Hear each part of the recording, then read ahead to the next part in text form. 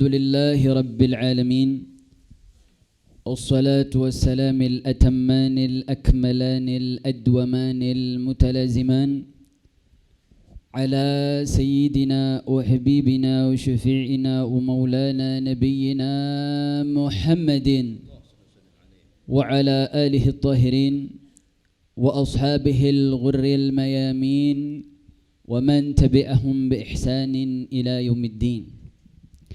اللهم أخرجنا من ظلمات الوهم وأكرمنا بنور الفهم وافتح علينا بمعرفة العلم وسهل أخلاقنا بالحلم واجعلنا مما يستمعون القول ويتبعون أحسنه برحمتك يا أرحم الراحمين والحمد لله رب العالمين. تقبل الله منا ومنكم فتقبل يا كريم.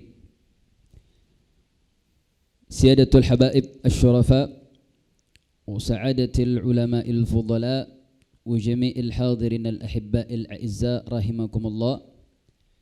Kepada yang sama kita muliakan dan kita rindu akan kehadirannya Imam besar umat Islam, guru kita bersama, panutan kita semua, Sayyidil Walid Al-Alimul Allamah biqawli wa fi'lih Al-Habib Muhammad Rizq bin Husain Shihab hafizahullahu ta'ala wa ra'ah wa mata'ana Allah bituli hayatihi syarifah. Kita senantiasa doakan semoga beliau senantiasa Allah jaga, Allah berikan kemenangan terhadap setiap perjuangannya, dan beliau kembali membawa kemenangan untuk kita semua dan untuk umat Islam secara keseluruhan. Amin ya rabbal alamin. Dan kepada para habaib, para asatidz yang hadir dan insyaallah juga akan hadir, kita doakan semoga guru-guru kita senantiasa mendapatkan naungan pertolongan Allah Subhanahu wa taala, senantiasa dipanjangkan umurnya, disehatkan badannya dan diberkahi dalam setiap langkah perjuangannya. Amin ya rabbal alamin. Baik, dalam pembukaan kita pada pagi hari ini seperti biasa kita mengkaji daripada kitab Hikam karya daripada Imamul Haddad, dan kita telah sampai kepada hikmah yang ke-27. Nanti ada beberapa sesi tambahan yang akan kita sampaikan setelah pembahasan kitab Hikam untuk tabarrukan, untuk menambah keberkahan majelis kita. Kita bacakan daripada hikmah yang dikutip daripada kitab beliau yang berjudul Al-Hikam, yaitu kumpulan hikmah Imamul Haddad. Dalam hikmah ke-27 ini Imamul Haddad menyampaikan, qala al-musannifu rahimahullah wa nafa'ana bi'ulumihi fid darain amin, man tayassarat lahu matalibuhu al-ukhrawiyyah وتعصرت عليه مطالبه الدنيوية فهو من ورثة النبيين، ومن تيسرت له مطالبه الأخروية والدنيوية فهو من أصحاب اليمين، ومن تيسرت له مطالبه الأخروية ومن تيسرت له مطالب الدنيوية وتعصرت عليه الأخروية فهو من المستدرجين، ومن تعصرت عليه مطالب الأخروية والدنيوية fahuwa minal mamqutin. Dalam hikmah ini Imamul Haddad memberikan pengelompokan kelompok-kelompok yang beliau berikan ciri masing-masing untuk menjadi acuan bagi kita masuk di kelompok yang mana. Dari mana ciri-ciri tersebut? Beliau mengelompokkan menjadi 4 kelompok. Beliau katakan man tayassat lahu matalibuhul ukhrawiyah wa ta'assarat alaihi al-matalibud dunyawiyah fahuwa min warathatin nabiyyin. Beliau katakan barang siapa yang mudah baginya untuk memperoleh perkara-perkara yang berkaitan dengan urusan akhirat dan sulit untuk memperoleh menjalankan berbagai urusan dunia, maka dia adalah pewaris golongan nabi. Apa maksud daripada ungkapan ini? Syekh Hayatus Sindi menjelaskan apa yang dimaksud dengan tayassarat lahu matalibil ukhrawiyah. Beliau katakan bi an sahalallahu lahu imtithali awamirihi wa tarki zawajirihi wa sa'ya fi mardatihi wal ijtinabi an mawadhi'i sakhatihi. Orang yang dimudahkan dalam urusan akhirat adalah orang yang diberikan kemudahan dalam menjalankan perintah-perintah Allah. Dia kalau mau ngerjain perintah-perintah Allah, Allah berikan kemudahan. Allah berikan taufiknya. Dia mau sholat, dia tidak berat untuk mengerjakan sholat. Dia ingin melakukan ibadah, ibadah yang dia kerjakan hatinya gak berat. Kakinya melangkah ke tempat-tempat yang baik, ke majelis taklim, untuk mengaji, gak berat. Itu artinya apa? Orang ini dimudahkan oleh Allah dalam urusan agamanya, dalam urusan akhiratnya. Bahkan dia juga mudah untuk meninggalkan perkara-perkara yang dilarang oleh Allah Subhanahu wa ta'ala, dan mampu untuk menjauhkan dirinya dari perkara-perkara yang dapat mengundang murka Allah Subhanahu wa ta'ala. Ini yang dimaksud Imamul Haddad, orang yang dimudahkan dalam urusan agamanya. Wa ta'assarat alaihi matalibud dunyawiyah, dan dia sulit dalam urusan dunianya. Maksudnya apa? Bi allam yuhassil minha illa qalilan. Dia dalam urusan dunianya, dia bekerja, dia berusaha, tapi dari setiap usahanya yang diperoleh tidak diberikan banyak oleh Allah Subhanahu wa ta'ala. Jadi dalam kehidupannya dia sudah berusaha bagaimana mencari rezeki. Oh, dia sudah mencari rezekinya dengan sebagaimana mestinya, tapi Allah berikan tidak banyak. Allah tidak berikan sebanyak-banyaknya apa yang dia inginkan, tapi Allah berikan kadar yang dianggap sedikit. Dan orang yang seperti ini ma'ridahu, tapi dia ridha terhadap ketetapan Allah. Dia sudah berusaha, tapi Allah berikan tidak banyak, Allah berikan sedikit. Maka orang yang seperti ini, orang yang dimudahkan dalam mengerjakan urusan agama, dan dia telah berusaha untuk mencari apa yang dibutuhkan dalam dunia, tapi tidak diberikan banyak oleh Allah. Maka apa kata Allah untuk golongan orang seperti ini yang dikelompokkan oleh Imamul Haddad?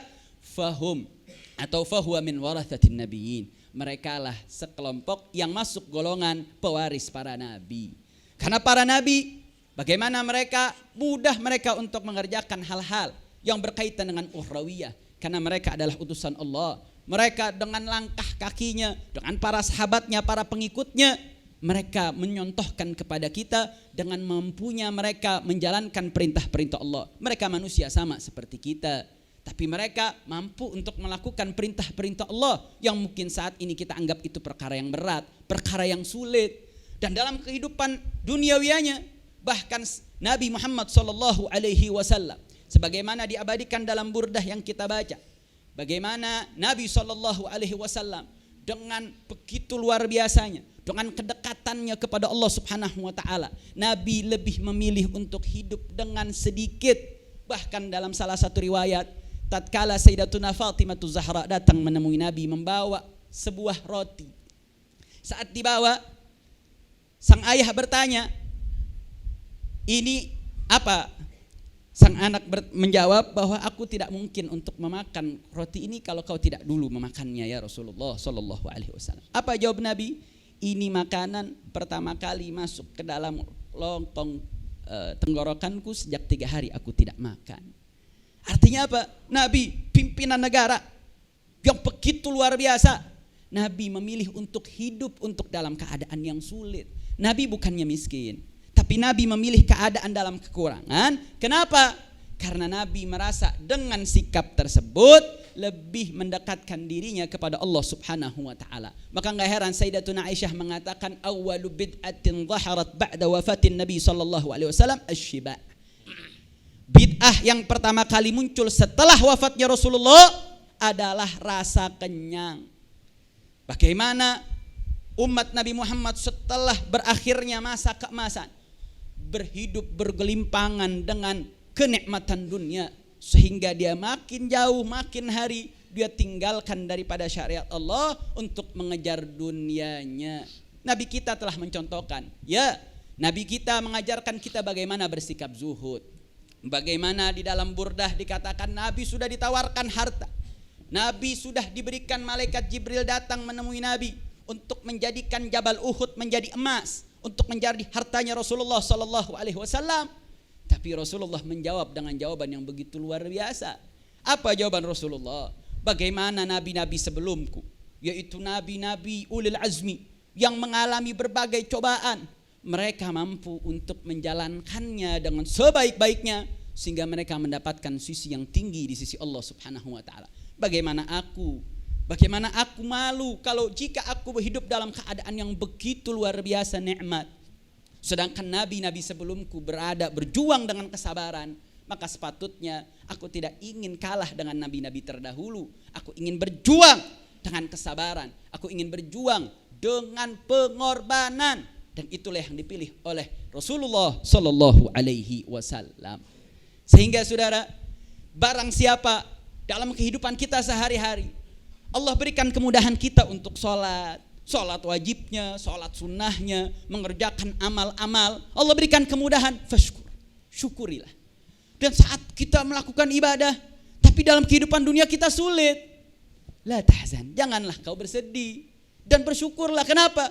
Karena kita masuk dalam golongan daripada warathatun nabiyyin, pewaris dari para nabi-nabi. Karena inilah sunnatul anbiya. Inilah yang mereka pernah alami, inilah yang pernah mereka jalani. Sehingga itu menjadi salah satu motivasi bagi kita untuk kita jangan bersedih hati. Jangan sampai berpikir, ini kita lihat nih orang sholat, enggak, puasa kagak. Dia punya berbagai kemudahan. Tapi dengan jauhnya dia dari Allah, justru dia dapat banyak kemudahan dalam kehidupan dunia. Ini Allah enggak adil nih. Kalau begitu ya mendingan saya ikut maksiat aja. Kenapa saya susah di dunia? Saya udah capek untuk sholat, capek puasa. Tapi dunianya saya gak dapat, mau ngapain? Imamul Haddad menekankan kepada kita, justru kau berada dalam kelompok yang baik. Fahuwa min warathatin nabiyyin. Kau berada dalam kelompok orang-orang yang berada dalam barisan para anbiya. Ini kelompok yang pertama. Kelompok yang kedua, Imamul Haddad mengatakan, siapa kelompok kedua ini? Wa man tayassarat lahu matalibul ukhrawiyah. Allah mudahin dalam mengerjakan urusan akhiratnya. Wa dunyawiyah, dia juga dapat kehidupan dunianya. Fahuwa min ashabil yamin. Dialah kelompok yang dikatakan golongan kanan. Apa yang dimaksud dengan dia mudah dalam urusan akhiratnya? Dia untuk ibadahnya bagus, kemudian dia untuk menjalankan hal-hal yang berkaitan dengan Allah, mencari ridha Allah, dia juga mudah menjalankannya. Dan dalam kehidupan dunia juga tayassar. Allah berikan kemudahan, Allah berikan keluasan rizki, Allah berikan keluasan harta, dan seterusnya dan seterusnya. Dia punya dunia, dia juga peroleh akhiratnya. Apa kelompok yang seperti ini? Allah katakan alladzina dikatakan oleh ayat sindi, alladzina jama'allahu lahum baina matalibid dunya wal ukhrawi walakinnahum ala qadri tahsilihim matalibud dunya tanqusu darajatuhum an darajati warathatin nabiyyin. Kelompok yang seperti ini kelompok yang bagus, tapi derajatnya tidak sama dengan derajat kelompok yang pertama. Kenapa? Karena dengan mudahnya dia memperoleh kehidupan dunia, tanqusu darajatuhum an darajati warathatin nabiyyin. Idz man akhadha minad dunya syai'an naqusa ala qadrihi minal akhirah. Kelompok ini ya, dia mendapatkan kemudahan dalam urusan akhiratnya. Dia juga dapat kemudahan dalam urusan dunianya, tapi soal derajat di sisi Allah, derajat yang ini tetap di bawah derajat kelompok warathatun nabiyyin. Kenapa?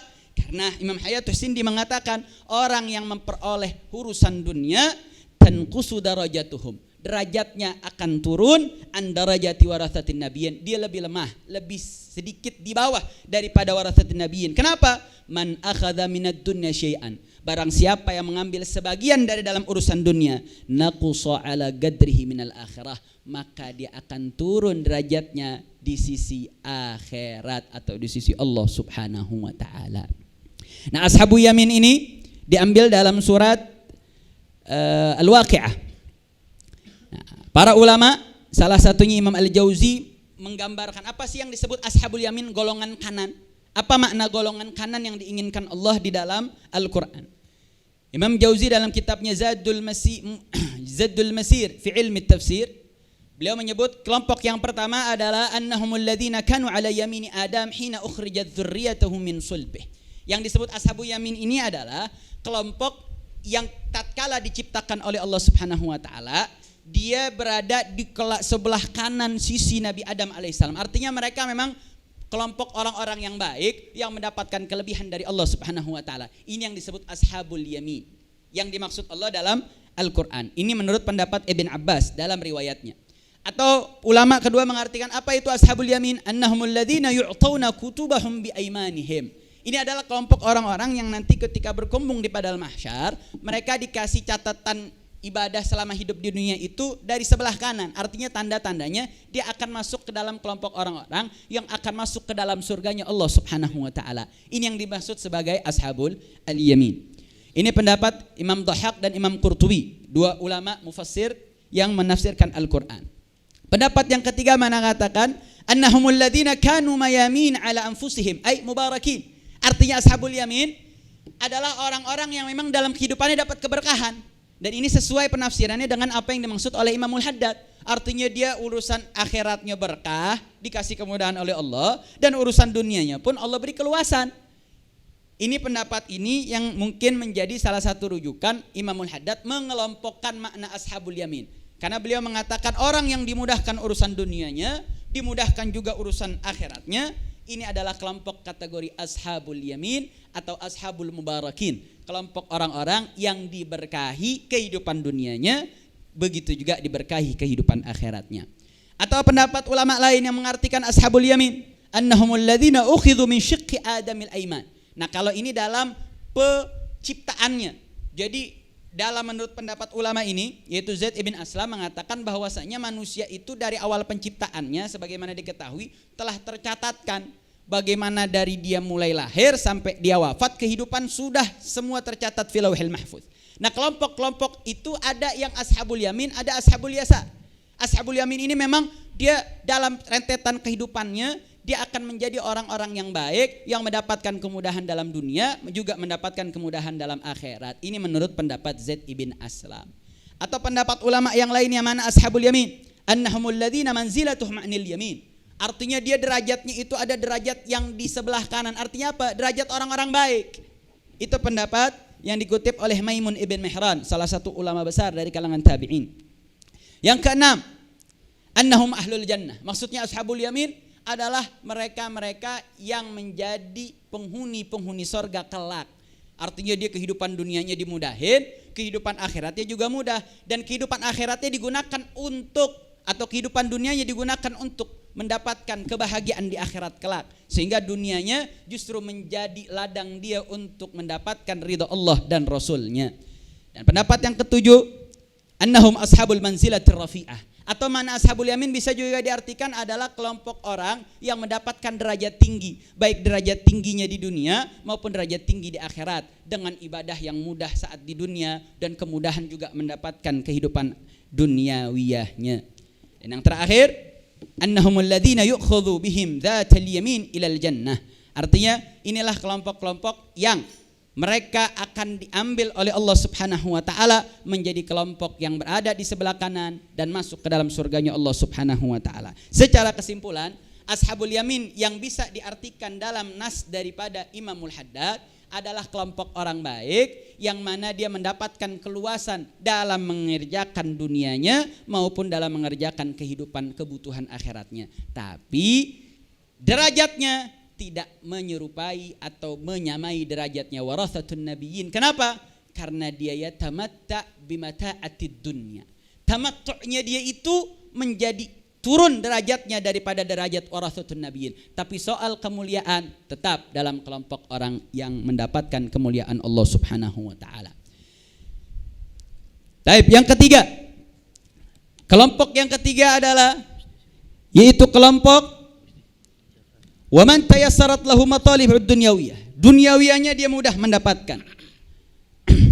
Wa ta'assarat alaihi al-ukhrawiyah, tapi dia sulit untuk mengerjakan perkara akhirat. Fa huwa minal mustadrajin. Ini adalah kelompok orang yang dalam kondisi mendapatkan istidraj dari Allah Subhanahu wa taala. Apa itu mustadrajin? Orang-orang yang diberikan nikmat oleh Allah Subhanahu wa taala, dia merasa bagi dia itu adalah nikmat. Tapi Allah Subhanahu wa taala menjadikan nikmat itu sebagai azab bagi dirinya untuk menjebloskan dia ke dalam nerakanya Allah Subhanahu wa taala. Ini adalah orang-orang yang tertipu, yang magrur. Dia tertipu dengan nikmat yang Allah berikan kepadanya, tapi padahal nikmat itu bukan nikmah, melainkan nikmah. Bukannya nikmat yang dia dapatkan untuk mendapatkan anugerah ridha dari Allah Subhanahu wa taala, justru itu pemberian adalah bentuk nikmah, bentuk cobaan yang Allah berikan kepadanya sebagai bentuk azab untuk menggiringnya mendapat azab yang pedih dari Allah Subhanahu wa taala. Na'udzubillah min dzalik. Dan yang keempat, yaitu kelompok man ta'assarat alaihi matalibul ukhrawiyah wad dunyawiyah fahuwa minal mamqutin. Ini yang paling parah. Dia sulit mengerjakan urusan akhirat, sulit juga urusan duniawiyahnya. Kelompok yang seperti ini dikategorikan mamqutin, orang-orang yang dibenci oleh Allah Subhanahu wa taala. Udah urusan duniawiyahnya sulit, sholat enggak, puasa enggak, ngaji enggak, ibadah enggak. Kehidupan dunianya juga belangsak, sulit, susah. Kelompok ini adalah kelompok yang dibenci oleh Allah Subhanahu wa taala. Maka kesimpulan daripada hikmah ini untuk menjadi cerminan bagi kita, ini dalam keempat posisi ini kira-kira kita di mana? Bagaimana sih soal kita soal ibadah? Apa seberat apa sih kita dalam ibadah? Sesulit apa sih? Bagaimana sholat wajib kita? Bagaimana puasa wajib kita? Bagaimana perintah-perintah Allah yang udah Allah berikan? Bagaimana sih tanggapan badan kita, akal kita, hati kita saat menilai ibadah ini, apakah terkesan berat atau ringan? Jika terkesan ringan, mudah untuk mengerjakan dengan sebaik-baiknya, maka kita dalam kategori tayassarat umurul ukhrawiyah. Allah berikan kemudahan bagi kita dalam mengerjakan perkara ukhrawi. Dan soal kehidupan dunianya bagaimana? Kalau kehidupan duniawiyah kita mendapatkan kesulitan, tinggal dilihat, oh berarti kalau ibadah ukhrawiyahnya bagus, duniawiyahnya buruk, mungkin ini bagian daripada Allah Subhanahu wa taala menggolongkan kami sebagai golongan warasatul nabiyyin. Fatathabbatu. Maka jaga kondisi tersebut. Tingkatin lagi ibadahnya, tingkatkan lagi daripada kecintaan husnudzan billah kita kepada Allah Subhanahu wa taala, dan tetap memaksimalkan mencari asbab ikhtiar dalam mencari kehidupan kita di dunia ini. Artinya bukan berarti yang namanya zuhud itu dalam artian tidak ada usaha, udahlah saya pengen jadi golongan warasatul nabiyyin, enggak usahlah perlu kerja. Karena yang dapat urusan duniawiyahnya itu mendapatkan keluasan, derajatnya bisa turun. Yang dimaksud, yang diinginkan adalah apapun yang kita kerjakan, kita udah berusaha, tapi yang Allah beri tidak banyak, tidak sesuai dengan apa yang kita inginkan, maka janganlah bersedih. Sebagaimana dalam surat Al-Baqarah Allah Subhanahu wa taala mengatakan, wa asa an takrahu syai'an wa huwa khairul lakum wa asa an tuhibbu syai'an wa huwa syarrul lakum wallahu ya'lamu antum la ta'lamun. Mungkin perkara yang menurut kita itu adalah buruk, tapi menurut Allah itu baik untuk kita. Dan terkadang ada perkara yang kita anggap itu baik, tapi ternyata menurut Allah itu buruk bagi kita. Dan Allah ingatkan di akhir, wallahu ya'lamu, Allah itu maha mengetahui, wa antum la ta'lamun, kita tidak mengetahui.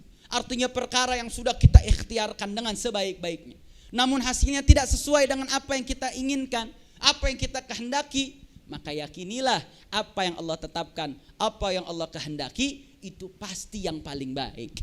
Seperti halnya kita ikhtiar saat ini untuk berusaha bagaimana kita memperjuangkan daripada agama Allah Subhanahu wa taala. Di balik kecapean kita, di balik kesulitan kita, yakinilah setiap langkah perjuangan itu tidak gratis di sisi Allah Subhanahu wa taala. Yang Allah minta bagi kita bukan untuk kita menang atau kalah. Yang Allah minta kita berjuang.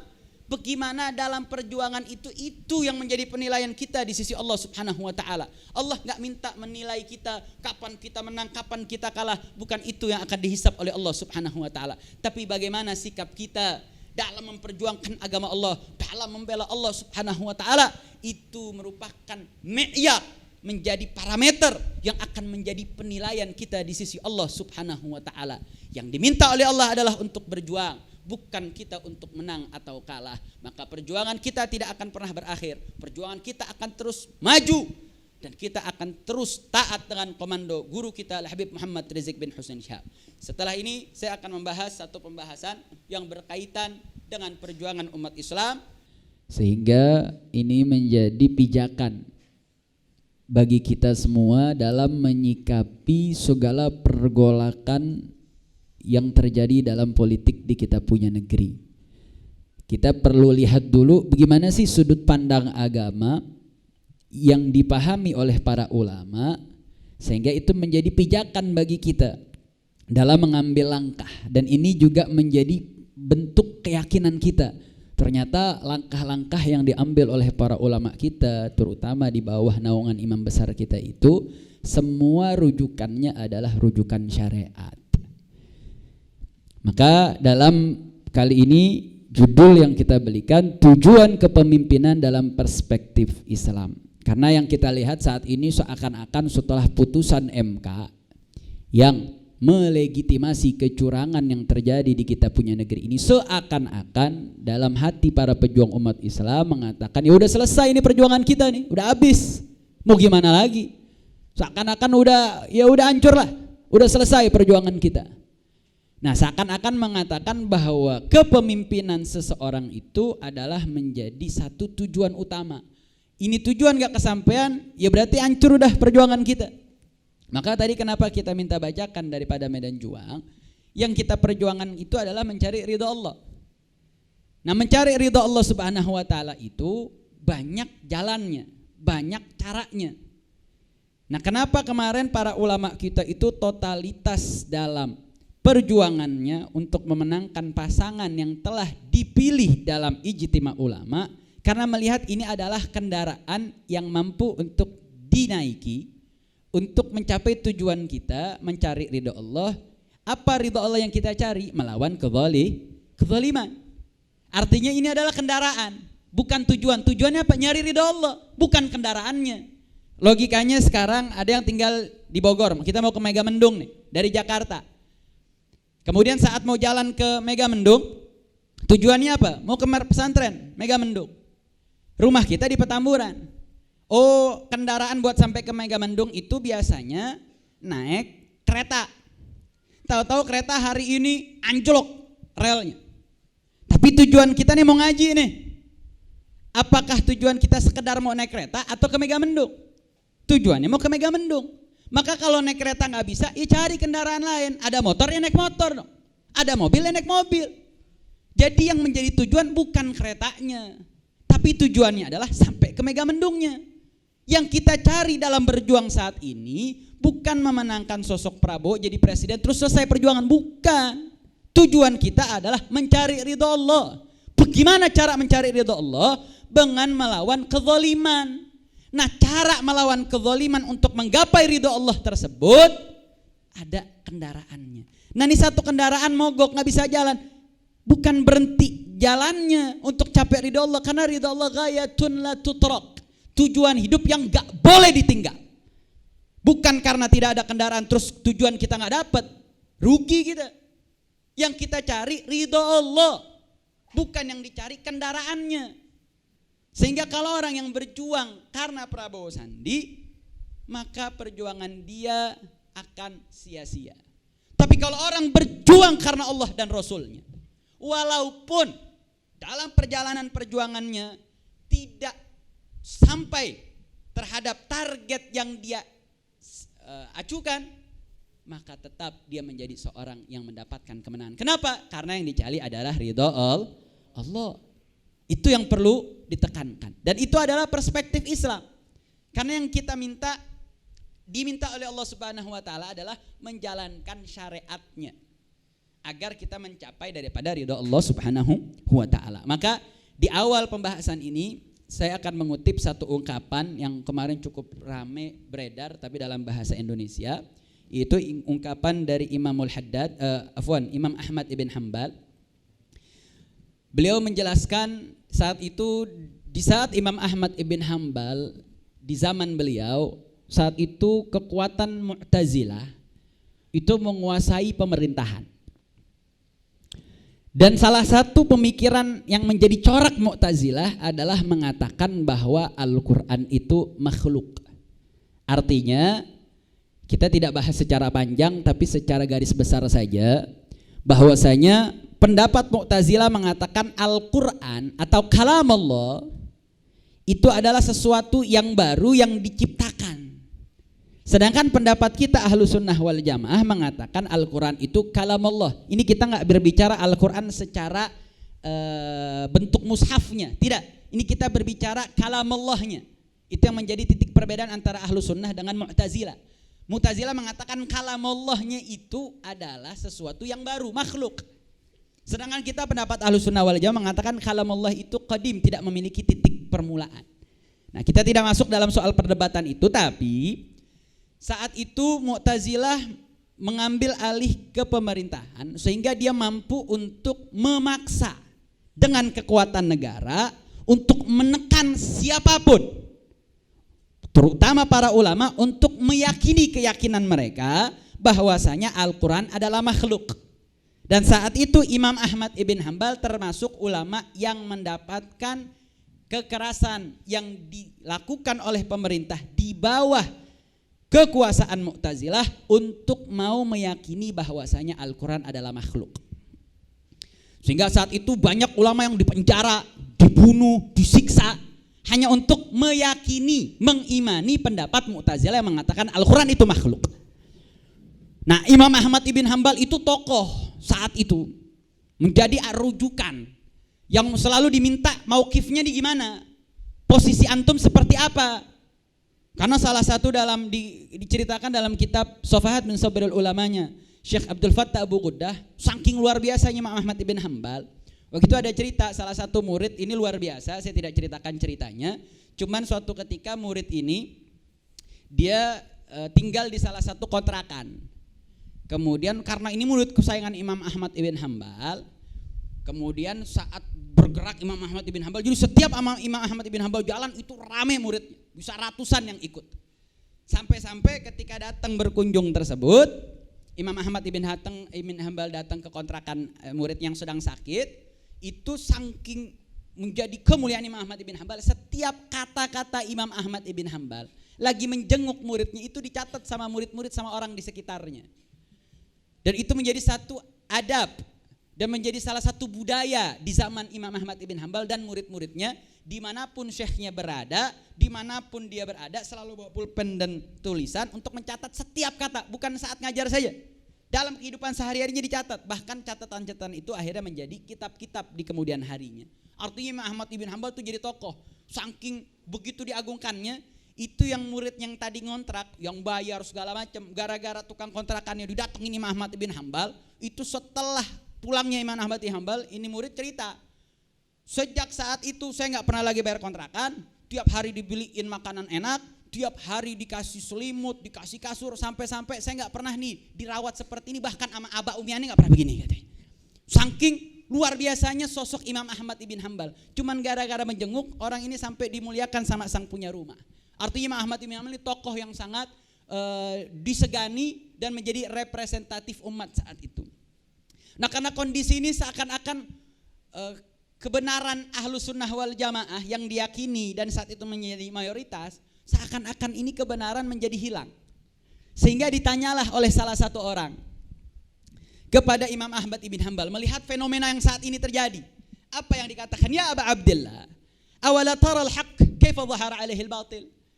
Ya Aba Abdillah, ya Imam Ahmad ibn Hanbal, bagaimana nih? Ini kita lihat seakan-akan kebenaran itu sudah lama-lama mungkin sirna, ketutup dengan kebatilan. Ini kita gimana nih? Kan katanya kalau kebenaran sudah didatangkan, pasti yang batil akan sirna. Tapi kok seakan-akan nih makin lama nih kebenaran itu kok makin ketutup ya? Kok kebatilan nih kayak semakin lama semakin kuat, sampai bisa megang pemerintahan, bahkan sampai menekan-nekan ulamanya, sampai memaksakan kebatilan itu sehingga menjadi satu hal yang seakan-akan itu benar. Ini bagaimana? Apa jawaban daripada Imam Ahmad ibn Hanbal? Kalla. Siapa bilang? Kebenaran itu tidak akan pernah sirna. Tidak akan pernah mungkin kebatilan akan menutupi kebenaran. Apa kata Imam Ahmad ibn Hanbal? Dan ini ungkapan menjadi fenomenal. Inna zuhural batili 'alal haq an tantaqila al-qulubu min al-huda ila ad-dhalalah. Wa qulubuna ba'du lazimatun lil haq. Lihat ma'yar, parameter kapan hak itu menjadi kalah dengan kebatilan, ketika beliau katakan inna zuhural batil, munculnya kebatilan alal haq sehingga menutupi kebenaran, tatkala atantaqilal qulubu minal huda ila dhalalah. Ketika hati itu mulai berubah, keyakinan dalam diri setiap orang yang beriman itu sudah sirna dan meyakini bahwasanya kebenaran itu adalah kesesatan.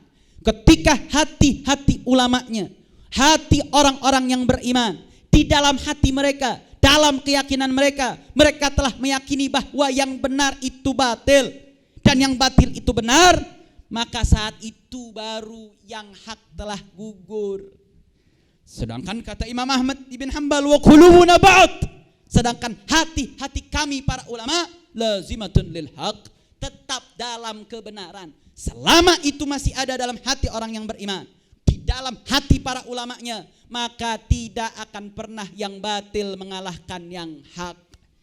Selama kebenaran masih diyakini, sehingga parameter kebenaran itu bukan hanya sekedar diucapkan. Ketika kita mengatakan saya cinta Allah, saya cinta Rasulullah, tapi itu cuma sekedar diucapkan. Dalam hatinya dia nggak meyakini kebenaran akan agama Allah, ketinggian daripada hukum syariat Allah, maka kebenaran dalam lisannya itu tidak menjadi satu hal yang bisa dipegang. Tapi kalau kebenaran itu benar-benar diyakini di hati, maka kebenaran dalam hati itu dapat menggerakkan lisannya, dapat menggerakkan tangannya, menggerakkan kakinya untuk menunjukkan yang hak itu hak, yang batil itu batil. Maka al-ibrah fil qulub, kebenaran itu selama melekat dalam hati orang-orang yang beriman, maka kebenaran tidak akan pernah sirna di hadapan kebatilan. Dan kalau kita melihat kondisi saat ini, ya seakan-akan gerakan umat Islam saat ini dikalahkan. Tapi pada hakikatnya kebenaran itu masih ada dalam hati para ulama kita. Kebenaran itu masih ada pada hati umat Islam, sehingga tidak akan pernah mereka mampu memadamkan. Ya, mereka bisa untuk menghina, untuk mendiskriminasikan, untuk mensiksa, tapi mereka tidak pernah bisa menghilangkan kebenaran dalam hati umat Islam. Kebenaran ajaran Islam, kebenaran agama Allah, kebenaran ajaran Rasulullah, mustahil mereka bisa mengalahkannya, saudara. Dan alhamdulillah ulama kita tetap tegak, hati mereka tetap tegar. Kenapa? Karena di dalam hati mereka masih terselimuti dan meyakini akan kebenaran tersebut. Sehingga apapun yang terjadi, yang hak tetap hak, yang batil tetap batil. Sehingga ini menjadi motivasi buat kita. Jangan pernah ragu, jangan pernah takut, dan jangan pernah mundur. Kenapa? Karena kebenaran akan tetap tegak di hadapan kita semua. Dan kebenaran akan tetap mendapatkan pertolongan Allah Subhanahu wa ta'ala. Amin ya rabbal alamin. Kemudian perlu ditekankan bahwasanya kepemimpinan itu adalah sebuah sarana yang tadi kita sebutkan, sebuah kendaraan. Dia bukan tujuan akhir.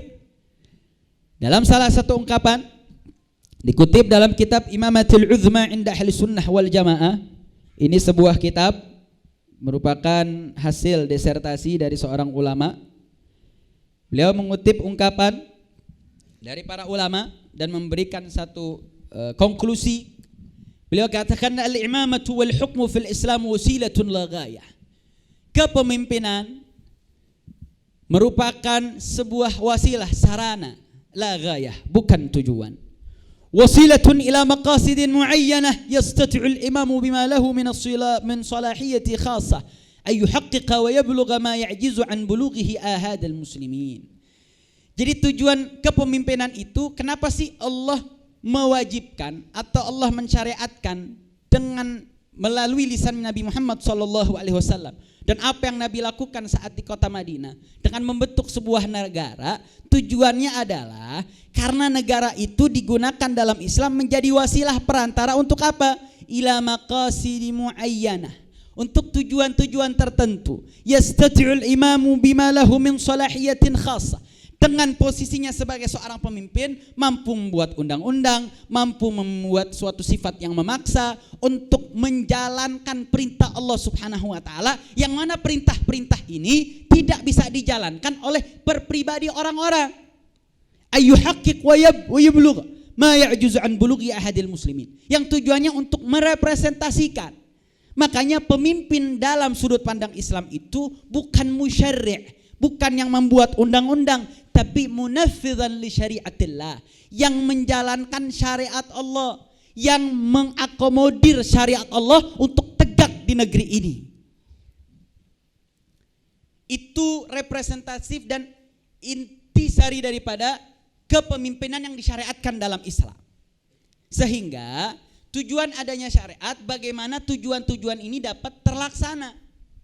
Sehingga lagi-lagi ditekankan, kepemimpinan bukan gayah tapi wasilah, dia sarana. Nah, apa sih yang memang ingin dijalankan? Apa sih? Kenapa sih Allah Subhanahu wa taala memberikan kepemimpinan kepada makhluknya, kepada manusia pada khususnya di atas muka bumi ini? Disebutkan di dalam kitab Imamah, beliau menjelaskan, wajima'u hadhil maqasid huwa iqamati amrillah azza wa jalla fil ardi ala wajhil ladzi syuri'a. Jadi tujuan kenapa adanya pemimpin di atas muka bumi ini tidak lain tidak bukan untuk bagaimana pemimpin ini mampu menegakkan perintah Allah di atas muka bumi dengan jalan yang disyariatkan. Jadi apa hukum Allah? Dan hukum tersebut harus ditegakkan di atas muka bumi, dan manusialah yang menjadi orang yang ditugaskan oleh Allah Subhanahu wa taala menegakkan hukum itu. Dan dengan cara kepemimpinan itulah hukum Allah Subhanahu wa taala dapat ditegakkan. Dengan cara apa? Wal amru bil ma'ruf, untuk memerintahkan yang ma'ruf, wan nahi anil munkar, mencegah kemungkaran. Ya, saat ini kita belum mampu untuk mendapatkan kesempatan mendapatkan kepemimpinan sehingga mampu menegakkan syariat Allah dengan sistem konuni, dengan peraturan-peraturan perundang-undangan yang diturunkan. Tetapi kita masih mampu untuk beramar ma'ruf nahi munkar yang menjadi medan juang umat Islam. Bagaimana? Dengan berdakwah, dengan memberikan penyuluhan, dengan melakukan perjuangan. Bahkan di negeri kita ini sudah ada salurannya, dan ini sudah digunakan oleh para founding father, yang mereka telah masuk dengan cara apa? Dengan memasukkan draft-draft undang-undang untuk menjadikan itu undang-undang yang bernuansa syariat. Karena tujuannya apa sih? Kepemerintahan agar mampu memberikan berbagai macam amalan-amalan atau hukum-hukum Allah tersebut menjadi bernilai undang-undang yang sifatnya menjadi perundang-undangan yang memaksa, yang harus ditaati dengan sistem perundang-undangan. Sehingga ranah bagi kita di Indonesia saat ini, terutama untuk anak-anak muda, masih sangat-sangat luas. Kita mampu berjuang dengan memperjuangkan undang-undang syariat. Dan saat ini berapa banyak undang-undang syariat yang telah ada di negeri kita. Maka Imam Besar pernah mengatakan tegaknya syariat Islam di Indonesia ini sudah mendekati angka 75%. Bagaimana syariat untuk ibadatnya kita sudah terakomodir. Kemudian syariat untuk muamalatnya, untuk masalah munakahatnya, pernikahannya, pengadilan agamanya sudah ada sarana perundang-undangannya. Artinya kita jaga yang sudah diperjuangkan oleh ulama-ulama kita terdahulu, pejuang-pejuang undang-undang kita terdahulu dijaga, dan perjuangkan yang sisa daripada hal tersebut. Artinya perjuangan umat Islam di dalam mensukseskan kepemimpinan Islam di atas buminya Allah sangat-sangat luas. Ini menjadi salah satu cara kita untuk mampu melakukan perjuangan. Artinya bagaimana caranya? Ya tadi, bagaimana dalam qasidah tersebut dikatakan kita jalankan syariatnya. Jangan sampai kita memperjuangkan daripada eksistensi negeri ini, justru kita banyak menyalahkan daripada aturan syariat. Sholatnya kita tinggal, puasanya kita tidak jalankan, syariat-syariat kewajiban kita kepada Allah yang seharusnya kita kerjakan, banyak kita lalaikan. Kita tidak mensyukuri apa yang telah Allah berikan kepada kita. Nah, bahkan nilai-nilai itu dimasukkan di dalam ayat suci Al-Quran dalam surat Al-Hajj ayat 14. Allah tekankan alladzina immakkannahum fil ardi aqamus shalah wa atawuz zakah wa amaru bil ma'ruf wan nahwu 'anil munkar walillahi aqibatul umur. Orang-orang yang jika kami berikan kedudukan di muka bumi, mereka melaksanakan sholat, menunaikan zakat, dan menyuruh berbuat yang ma'ruf dan mencegah dari yang mungkar, dan kepada Allah lah kembali segala urusan. Artinya Allah sendiri tekankan kepada kita. Kenapa sih kita didudukkan di atas muka bumi ini? Kenapa sih kita dipilih menjadi manusia yang hidup menjadi umat Nabi Muhammad SAW, yang hidup di zaman ini?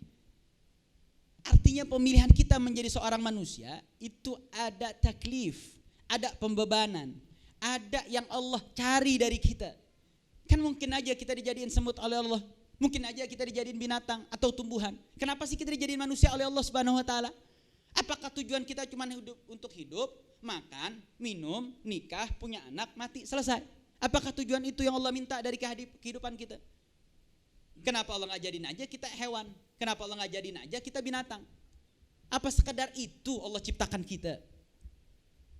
Nah, apa guidance kehidupan kita? Allah kasih tahu, alladzina in makkannahum fil ardi aqamus shalah. Tujuan kau itu ditetapkan di atas muka bumi dan kau diberikan akal menjadi manusia. Kenapa kau didudukkan dalam muka bumi ini? Aqamus shalah. Dirikan salat.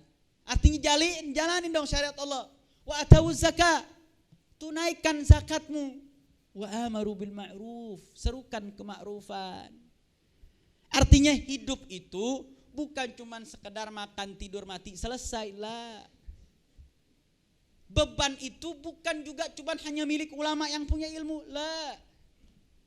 Ini tidak ada pengkhususan dalam ayat ini. Alladzina amun, orang-orang yang diberikan hak dia untuk hidup di atas muka bumi ini, kewajiban kalian untuk tegakkan sholat, bayar zakat. Artinya apa? Tegakkan syariat Allah.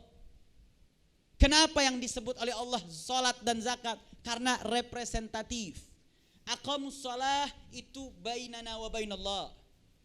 Hadza alaqatuna bina lillahi subhanahu wa ta'ala. Itu hubungan kita dengan Allah subhanahu wa ta'ala. Dan kenapa yang disebut syariat yang kedua? Zakat. Karena dalam zakat itu bukan cuma kita dengan Allah, tapi ada ta'amul bainan nas. Untuk kita memiliki sifat ijtimai sosial. Sifat sosial untuk memperhatikan saudara kita. Ada hak-hak saudara kita terhadap harta yang kita miliki. Sehingga ibadah kita bukan hanya hablum minallah, tapi juga hablum minan nas. Hubungan kita dengan manusia. Apakah cukup untuk ente baik buat diri sendiri? Enggak cukup. Wa'muru bil ma'ruf. Serukan dong kemakrufan. Siapapun Anda, apa yang bisa kita lakukan untuk menyerukan kebaikan, maka serukanlah. Apapun alat daripada yang mampu kita lakukan. Dan apakah cukup menyerukan yang ma'ruf? Wa nahaw anil munkar. Dan kalian untuk nahi munkar, berhisbah. Maka imam besar dalam qasidahnya itu mengatakan medan juang Islam itu selain dakwah juga hisbah. Untuk kita beramar ma'ruf nahi munkar, dan itu bukan punya tugas ulama saja, siapapun. Itu menjadi tugas untuk kita semua. Dan Allah ingatkan walillahi aqibatul umur, dan kepada Allah lah kembali. Nih, kita hidup di dunia, ujung-ujungnya bakal ketemu sama Allah Subhanahu wa taala. Yang kita kerjakan selama kita hidup di dunia bakal ditanya satu persatu. Bakal dihisap oleh Allah, enggak ada satupun yang luput. Ahlan wa sahlan. Kiai Haji Zainuddin Ghazali. Ahlan wa sahlan.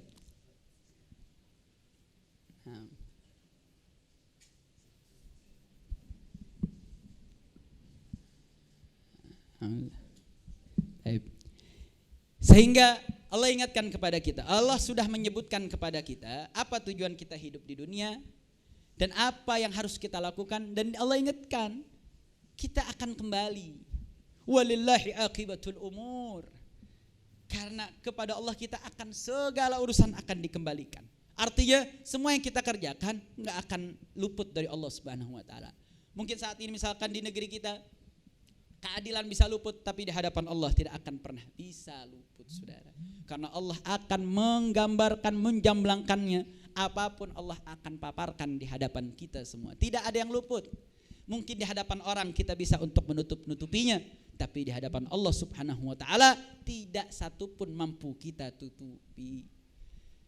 Itu tugas. Sehingga esensi daripada kepemimpinan adalah untuk tegaknya hukum Allah. Dan menegakkan hukum Allah itu bukan hanya kewajiban negara, memang negara itu punya hak-hak prerogatif yang mampu untuk mengakomodir beberapa hukum Allah yang tidak bisa dilakukan kecuali dengan tenaga negara. Akan tetapi kalau itu belum terjadi, bukan berarti tugas yang ini kita jalankan. Ini tugas Allah, kita dengan Allah. Yang ini akan diminta oleh Allah Subhanahu wa taala. Ente sudah kerjaan sholat, sudah kewajiban-kewajiban antara engkau dengan diriku sudah kau jalankan. Kemudian kau dengan hak-hak saudara-saudaramu sudah kau tunaikan. Kau sudah beramar ma'ruf, kau sudah menyuruhkan kema'rufan, kau sudah mencegah kemungkaran. Allah akan tanya. Itu yang akan ditanya oleh Allah Subhanahu wa taala. Sehingga itu menjadi representatif kita. Sehingga jangan sampai ketika perjuangan kita dalam menegakkan suatu hal yang kita cita-citakan itu tertahan, kemudian menjadikan kita mundur daripada perjuangan, sehingga dalam kewajiban-kewajiban yang sepatutnya untuk kita jalankan menjadi terhenti. Enggak. Karena ini akan diminta pertanggungjawaban oleh Allah Subhanahu wa taala. Tapi masalah kenapa ente kalah, kenapa ente menang, enggak akan ditanya oleh Allah. Sehingga perlu kita camkan dalam benak kita untuk bagaimana kewajiban-kewajiban Allah itu tetap melekat dalam hati kita, sehingga itu menjadi motivasi kita terus berjuang, tidak pernah mundur, karena yang kita cari adalah ridho Allah.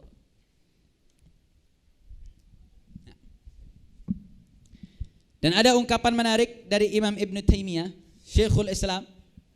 Beliau menjelaskan daripada tujuan umat. Alhamdulillah, Habib Tahir. Beliau mengatakan di dalam Majmu' Fatawanya jilid 28 halaman 262, al-maqsudul wajib bil wilayat. Tujuan utama daripada tegaknya kepemimpinan di negeri-negeri adalah islahuddinil khalqil ladzi mata fattahama khusiru khusranan mubina wa lam yanfa'uhum ma mana'u wa la yanfa'uhum ma na'u bihi fid dunya wa islahu ma la yakumud dinu illa bihi min amri dunyahum. Tujuan wajib daripada setiap pemerintahan adalah islahu dinil khalq, yaitu membenahi agama setiap makhluk. Setiap pemerintahan, siapapun yang menjabat, dia memiliki kewajiban untuk membenahi agama setiap warga negara tersebut. Kenapa agama yang menjadi titik utama? Karena ketika agama ini menjadi rusak, khasiru khusranan mubina, niscaya negerinya akan rusak, negerinya akan hancur, negerinya akan berantakan. Maka aneh, ada salah satu pengamat pendidikan, dia mengatakan bahwa kalau pendidikan itu ingin baik, hapus saja pelajaran agama. Maka negeri ini pendidikannya akan baik. Ini kalau bahasa yang sering kita dengar, ini sering kebanyakan makan mecin nih. Mecinnya kebanyakan, akhirnya jadi goblok. Dari mana sejarahnya? Kalau pendidikan agama itu dihilangkan, dia makin baik. Nah sekarang yang 2 jam seminggu aja akhlak anak-anak kita bejat kok. Anak-anak kita luar biasa kok. Dia punya akhlaknya makin hari makin bejat, makin rusak. Ada anak sampai beranak di sekolah, masih pakai baju sekolahan. Ada yang otak cabulnya di sekolah, bahkan sampai guru-gurunya sekalipun. Itu yang 2 jam, bagaimana dihapusin? Makanya gak heran salah satu praktisi politis PKS mengatakan bahwasanya orang yang mendorong untuk dihapuskannya daripada mata pelajaran agama di kurikulum tidak lain tidak bukan bisa terindikasi pemikiran PKI. Karena yang anti agama siapa lagi kalau bukan komunis? Sehingga ini menjadi satu perjuangan bagi kita. Mereka terus berjuang. Dan yang mereka perjuangan, mereka masuk dalam undang-undang. Makanya almarhum Kiai Haji Hazim Muzadi mengatakan, mereka sudah mulai menjajah kita lewat simpul undang-undang. Karena mereka tahu, dengan mereka bermain lewat undang-undang, mereka bermain dengan tenaga yang minim, tapi hasilnya besar. Makanya ada salah satu ulama yang saat ini menjadi salah satu dia menulis satu disertasi, Muhammad Mukhtar Shinqiti, Ini kitab saat ini banyak dikaji di Arab. Beliau membuat judul Al-Azmatud Dusturiyah fil Hadaratil Islamiyah min al-Fitnatil Kubra ila Rabi'il Arabi. Beliau mengatakan kerusakan kerancuan dalam perundang-undangan di hadarah Islamiyah, dalam kebudayaan Islam dari zaman Fitnatul Kubra, saat pertarungan antara sahabat sampai kepada revolusi di Arab saat ini. Beliau mengupas dengan panjang lebar bagaimana permasalahan yang saat ini ada di negara-negara Islam itu karena luputnya para ulama kita untuk fokus soal undang-undang. Kita saat ini banyak fokus untuk membenahi yang sifatnya muakkotah. Kita sering disebutin sama musuh-musuh Islam, bikin kita sibuk terus untuk menyelesaikan permasalahan-permasalahan. Kita luput untuk memperjuangkan soal perundang-undangan, menjadikan nilai-nilai keislaman itu menjadi produk undang-undang yang untuk menjadi perundang-undangan yang disahkan di negeri kita. Tapi alhamdulillah di Indonesia proses untuk menjadikan perundang-undangan itu sudah berjalan, yang tadi kita telah sebutkan sudah 75%. Makanya kenapa musuh-musuh Islam kita selalu berusaha untuk masuk ke parlemen, untuk memberikan atau membiayai tokoh-tokoh mereka untuk bisa mengacak-ngacak perundang-undangan. Karena dia tahu kuncinya di sini. Sehingga perlu untuk adanya gerakan dari umat Islam untuk kembali lanjutkan perjuangan ulama founding father kita yang mampu menjadikan konsensus dalam Pancasila semua bernilai-nilai Islam, sampai pembukaan Undang-Undang Dasar memasukkan nilai untuk menerapkan syariat Islam di atas muka bumi Indonesia ini, dan undang-undang perda syariat atau perundang-undangan teruskan lanjutkan. Karena itu salah satu cara konsensus kita untuk mampu menegakkan hukum-hukum Allah yang menjadi tujuan utama kita. Dan ini perlu untuk disadarkan. Kenapa ini perlu disadarkan? Karena salah satu ulama mengatakan, setelah kita pelajari sejarah para rasul, tujuan para rasul itu ada dua. Ada yang berkaitan soal i'tiqadian, yang berkaitan dengan keyakinan, yaitu dengan mendakwahkan para makhluk untuk mengesahkan Allah. Da'watul khalq ila tauhidil khaliq. Itu tujuan. Kita baca sejarah dari Nabi Adam sampai Nabi Muhammad, dilanjutkan para sahabatnya. Tujuan mereka i'tiqadian, mendakwahkan bahwasanya Allah Maha Esa, syariatnya benar, itu tugas utama ke Nabi. Dan ternyata bukan itu saja tugas para nabi. Ada tugas kedua, kanunian, bil musawa bainal hakim wal mahkumin amama syar'il ilahi. Untuk menyamakan antara pemimpin dengan yang dipimpin di hadapan syariat Allah. Makanya kenapa Nabi setelah hijrah ke Madinah, yang Nabi lakukan adalah membangun negara dan langsung membuat undang-undang, yaitu Piagam Madinah.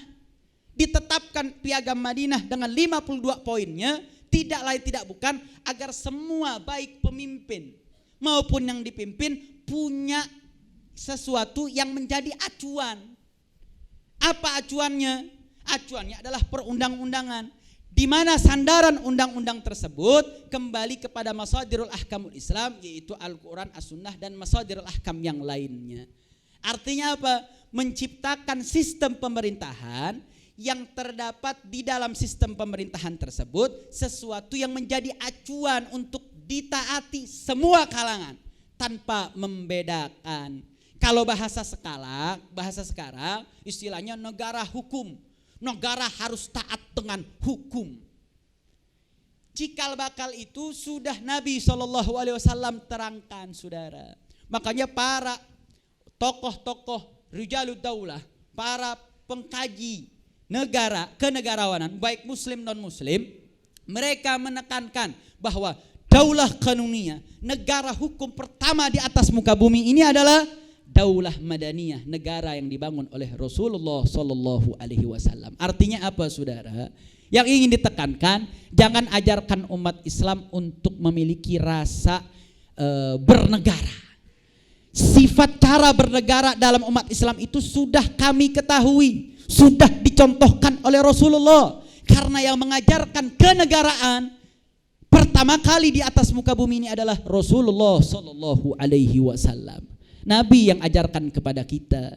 Ulama-ulama baru sekarang ini, Montesquieu yang membagi kepemerintahan, ada eksekutif, kemudian ada legislatif, ada yudikatif. Itu sistem sudah ada dalam sistem Islam. Dan itu tidak menjadi salah satu sistem yang menjadi acuan utama. Sudah dicontohkan kok di zaman Sayyidina Umar. Sayyidina Umar membagi karena menganggap bahwasanya saat itu sistem qadha, sistem yudikatif yang saat itu ada mulai semakin berat, sehingga Sayyidina Umar membagi. Artinya pembagian sistem kepemerintahan itu sudah ada dalam bangunan umat Islam. Hanya zaman-zaman setelahnya saja membahasakan saja. Sehingga lagi-lagi kita tekankan, jangan ajarkan umat Islam untuk bernegara. Kami lebih paham, di agama kami lebih lengkap soal beragama. Kenapa? Karena dalam Islam antara agama dan negara itu nggak dipisahkan, saudara. Itu tidak menjadi salah satu perbedaan. Maka ini menjadi teguran. Menjadi teguran bagi mereka-mereka yang mengatakan bahwasanya politik itu adalah urusan dunia. Jangan campur adukan politik dengan agama. Sampai Allah ini negor nih kepada kita. Dalam surat Al-Isra ayat 95, Allah katakan, "Qul law kana fil ardi malaikatu yamshuna mutma'innina lanazalna 'alaihim minas sama' malakan rasulan." Allah kasih tahu, ini salah satu dalil kalau tujuan para nabi itu bukan cuman urusan dakwah i'tiqad, tapi juga untuk memberikan perundang-undangan, memberikan aturan kepada manusia. Kenapa Allah katakan ya Muhammad, kalau di bumi itu malaikat dijadikan juga makhluk yang hidup di atas muka bumi, mereka berjalan, mereka melakukan kehidupan, mereka belanja, beli, berjualan, la nazalna alaihim minas sama' malakan rasulan. Kami akan turunkan juga Rasul utusan Allah untuk membuat perundang-undangan kepada para malaikat. Artinya apa, saudara? Artinya tugas para dai, tugas orang yang berkecimpung dalam agama bukan hanya mengurus soal hati, bukan hanya mengurus soal ibadah, bukan hanya mengurus urusan dia dengan Allah, tapi tugas seorang dai adalah tugas melanjutkan tugas kenabian. Dan tugas kenabian fokus untuk dakwah i'tiqadiyah wa dakwah qanuniyah. Masalah dia mampu tidak mampu itu urusan lain. Artinya apa? Kalau ada ulama yang memperjuangkan untuk tegaknya syariat di negeri Indonesia, jangan kau salahkan. Karena ulama ini melanjutkan tugas kenabian kok.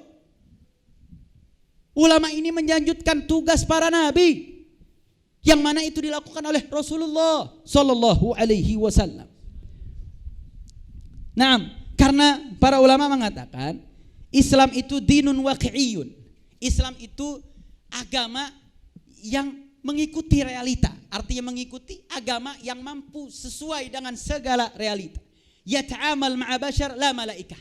Yang bermuamalah dengan manusia, bukan dengan malaikat. Artinya apa? Manusia itu punya nafsu, punya keinginan, punya hal-hal yang mereka lakukan. Sehingga Allah Subhanahu wa taala memberikan tugas kepada para nabi untuk membuat aturan. Sehingga ta'amulnya para ulama harus fokus, mereka mampu untuk ta'amul, untuk muayasyah. Mereka mampu untuk bersinergi, untuk tidak buta terhadap politik, karena itu tugas para ulama. Sehingga kalau kita memang tidak mampu, jangan salahkan ulama yang berpolitik, jangan salahkan ulama yang memberikan arahan-arahan dalam politik, karena politik lagi-lagi itu alat, bukan sebuah hukum, sebuah zat. Artinya apa? Dalam ilmu fikih, sesuatu yang sifatnya haram, halal, itu bukan zatnya, tapi amalnya. Maksudnya apa? Misalkan babi secara zat haram. Yang menjadi pengharamannya apa? Memakannya. Memakan babi, jual beli babi, itu haram. Artinya amalnya. Sama, politik itu juga menjadi alat. Politik itu kalau digunakan untuk memperjuangkan agama Allah, maka politik itu menjadi politik yang syar'i, politik yang baik, politik yang mendapatkan ibadah. Bahkan Imam Ibn Taimiyah mengatakan ketika seseorang mendekatkan dirinya dengan cara berjuang dengan perundang-undangan, maka itu menjadi taqarruban ilallah. Itu menjadi taqarrub ilallah. Makanya kenapa Nabi mengatakan orang yang akan mendapatkan naungan di sisi Allah ada 7 golongan. Yang pertama adalah imamun adil. Imam yang adil. Kok bisa imam yang adil itu menjadi nomor pertama yang disebut oleh Nabi Sallallahu Alaihi Wasallam? Karena posisi seseorang yang menjadi imam yang adil, pemimpin yang adil, dia memberikan manfaat yang ausa, lebih luas. Dan pengaruhnya pun juga sebaliknya. Kalau imamnya zalim, pengaruhnya pun juga sangat luas. Jangankan manusia yang mendapatkan kerugian, semua makhluk dapat kerugiannya. Sehingga berjuang dalam menegakkan agama Allah lewat jalur negara merupakan satu taqarruban ilallah, salah satu cara mendekatkan diri kepada Allah Subhanahu wa ta'ala. Nah, sehingga sepatutnya yang kita hadapi dalam memandang bagaimana sih ta'amul antara agama dengan negara. Syekh Muhammad Mukhtar Syinqiti mengatakan ad-din wa daulah tau'aman. Agama dan negara dalam sudut pandang Islam itu satu hal yang kembar, tidak bisa dipisahkan. Fi adhanil ulama'il Islam. Fal daulatu daruratun linaqli ahkamil islamil amaliyah dhatus silati bihuquqin nas min dairal iltizamit tau'i ila dairatil ilzamil qanuni. Artinya apa? Bahwasanya negara itu menjadi darurah, menjadi satu keharusan. Negara, agama menjadi butuh terhadap negara. Kenapa? Karena di dalam hukum-hukum Islam yang sifatnya amali itu punya hubungan dengan hak-hak banyak orang. Yang tadi sifatnya tau'i, yang tadi sifatnya sosial, bisa menjadi ilzamil qanuni dengan cara melalui pemerintah. Contoh dalam perkara syariat zakat. Syariat zakat itu sepatutnya diakomodir oleh pemerintah. Pemerintah yang mengakomodir secara keseluruhan. Karena pemerintah memiliki alat, mereka memiliki komponen-komponen yang mampu untuk melakukan audit kepada seluruh orang-orang yang berhak untuk mengeluarkan zakat. Maka para ulama mengatakan kalau zakat itu dijalankan dengan sebenar-benarnya, dengan sesuai dengan syariat Allah, tidak ada satupun orang yang akan menjadi miskin. Syariat zakat saja itu betul-betul diakomodir baik oleh pemerintah, maka negeri ini tidak ada orang miskinnya.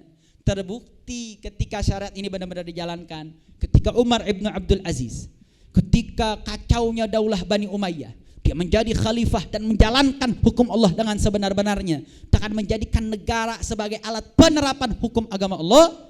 Terbukti orang kaya mau cari mustahik zakah nggak ketemu.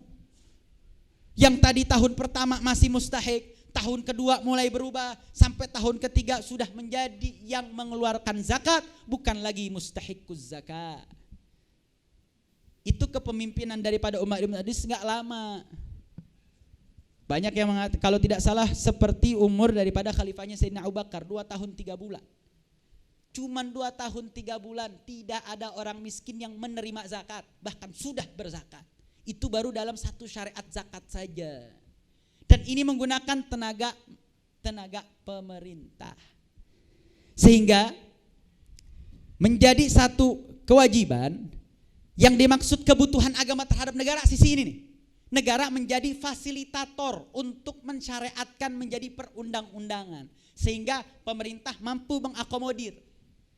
Dan sedangkan negara butuh terhadap agama dalam segi apa? Wad-dinu daruratul lidaulah litaghdhiyatiha bisyar'iyyah as-siyasiyah allati taj'alu ta'atun nas li sultatihim nabi'atan min iqtina'i la min ikrah. Sedangkan negara butuh terhadap agama soal apa? Taghdhiyatiha, untuk memberikan asupan tentang syar'iyatus siyasah, tentang syariat dalam bentuk politik seperti apa agama yang memberitahunya. Bagaimana cara membuat perundang-undangan, undang-undang seperti apa yang boleh untuk dibuat, undang-undang apa yang tidak boleh, pemimpin itu seperti apa syaratnya, seperti apa sifatnya, bagaimana cara memimpin pemerintah, agama yang mengaturnya. Dengan aturan agama tersebut, maka rijalud daulahnya, pimpinan-pimpinan negerinya akan menjadi pemimpin yang mampu mengantarkan rakyatnya menjadi rakyat yang sejahtera.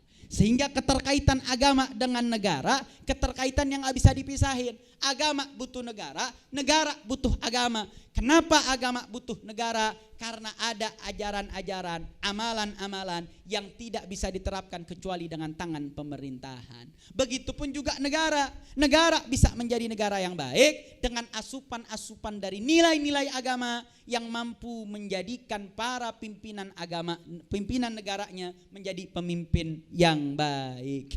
Maka sebagai penutup terakhir, ada satu sikap yang saya rasa itu sangat perlu dan menjadi nilai, dan ini hilang di negeri kita saat ini. Bagaimana saat ini kita lihat pemerintahan ini bukan justru mengakomodir para ulama yang menjadi representatif agama untuk memberikan asupan dalam menjalankan negaranya, justru ulama dijadikan musuh.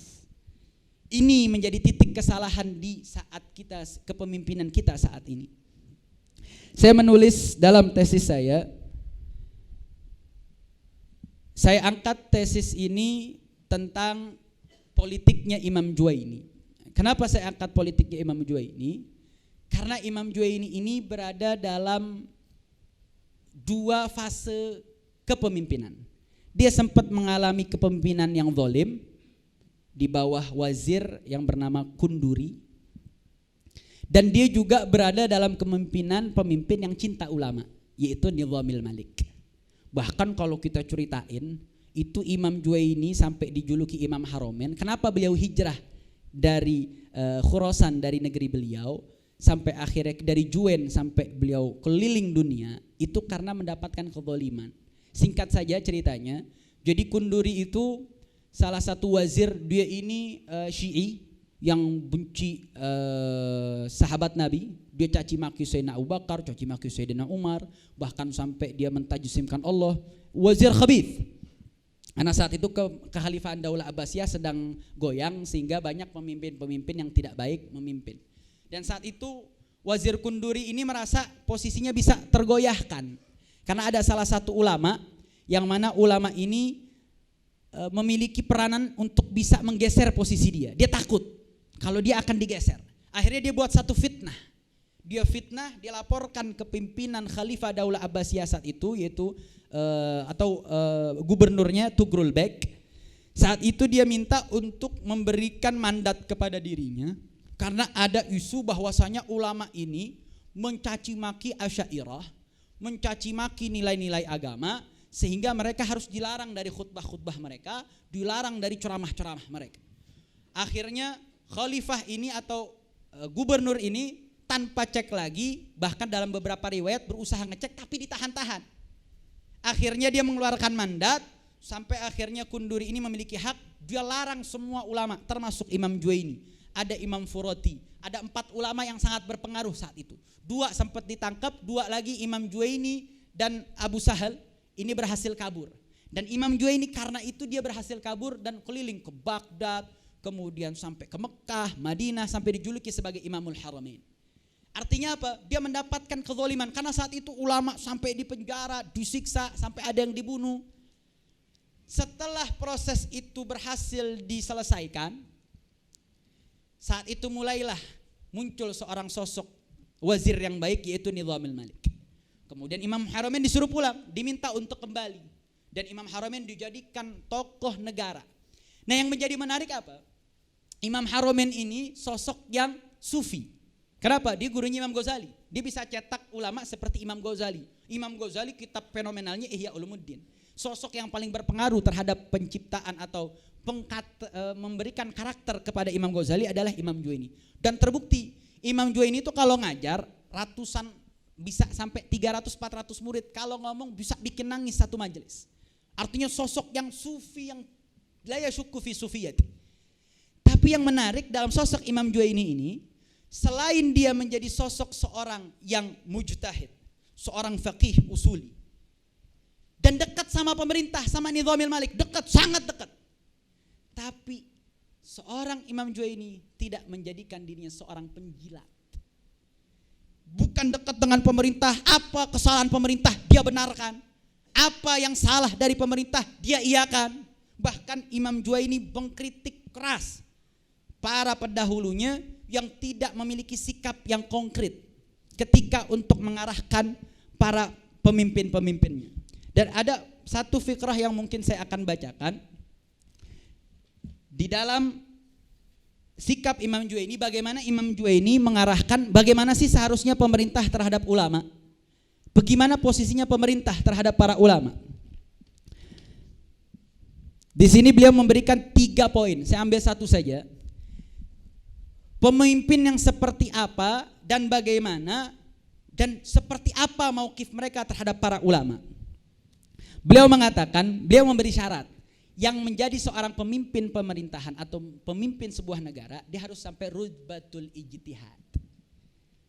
Memang ini banyak perbedaan, tapi ulama Ahlus Sunnah wal Jamaah sepakat.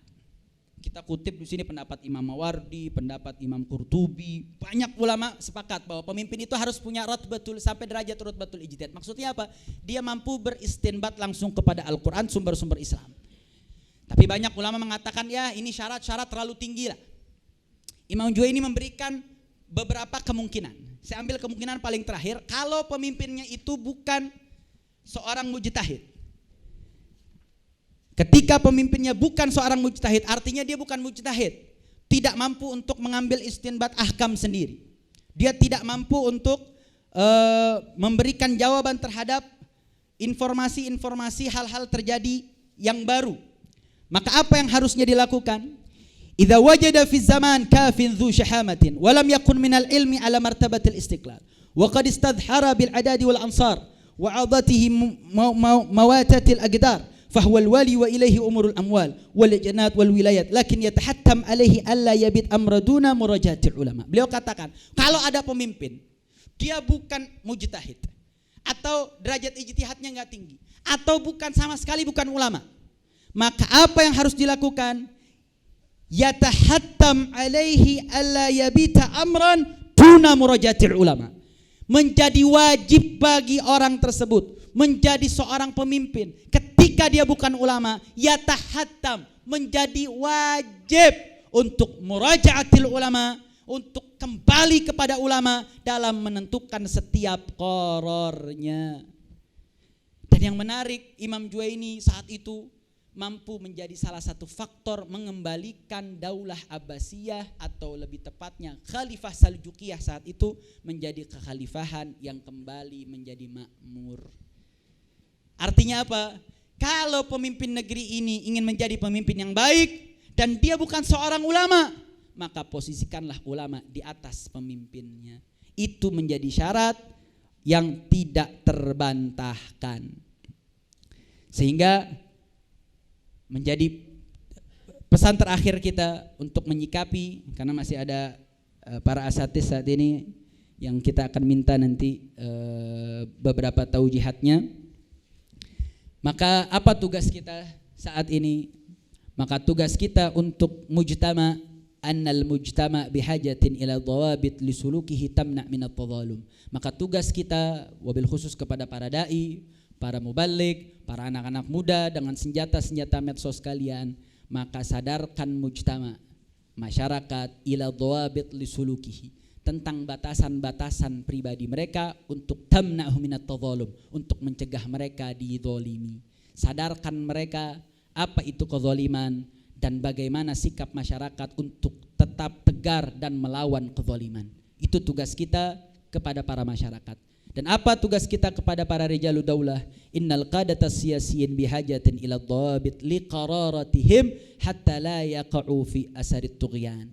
Dan tugas kita kepada para pemimpin, baik yang sekarang atau yang akan datang sampai kapanpun, adalah bagaimana kita memberikan batasan-batasan terhadap kebijakan-kebijakannya hatta la yaqa'u fi asarit tughyan, agar mereka tidak jatuh kepada tughyan, kepada hal-hal yang berlebihan dengan bentuk kediktatoran dan lain sebagainya. Sehingga tugas umat Islam kapanpun, dimanapun, siapapun pemimpinnya, apapun keadaannya, satu, sadarkan masyarakat dengan bentuk bahayanya kezaliman.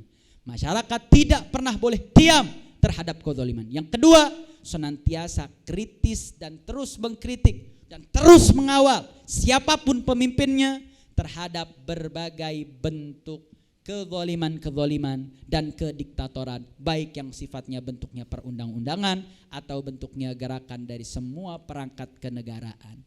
Sehingga saat ini kita tunggu amanah imam besar, apa yang harus kita lakukan, dan terus senantiasa kita tegakkan dakwah, hizbah dan jihad yang tujuannya adalah untuk menggapai ridho Allah Subhanahu wa taala. Mudah-mudahan Allah memberikan kebaikan untuk negeri kita, Allah pilihkan pemimpin yang baik, Allah kembalikan imam besar kita untuk senantiasa membimbing kita semua. Mudah-mudahan apa yang saya sampaikan ini bermanfaat. Kurang lebihnya mohon maaf. Wabillahi taufiq wal hidayah. Wassalamualaikum warahmatullahi wabarakatuh.